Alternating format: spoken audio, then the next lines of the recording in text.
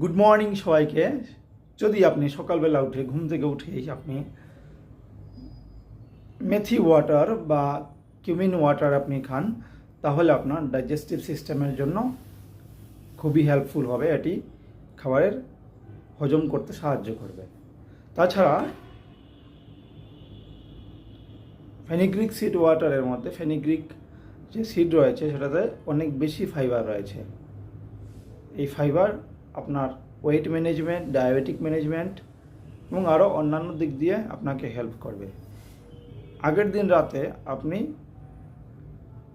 বড় এক টেবিল চামচ মোটামুটি 15 গ্রামের মতো ফেনিগ্রিক সিড বা যেটা হলো গিয়ে মেথি বীজ ভিজিয়ে রাখবেন এবং সেটা সকালবেলা জলসহ চিবিয়ে খেয়ে নেবেন। এখানে খুবই ভালো পরিমাণে ফাইবার পেয়ে যাবেন, যে ফাইবারটা আপনার ডায়াবেটিক ম্যানেজমেন্ট, ওয়েট ম্যানেজমেন্ট আরও অন্যান্য কাজের জন্য হেল্প করবে।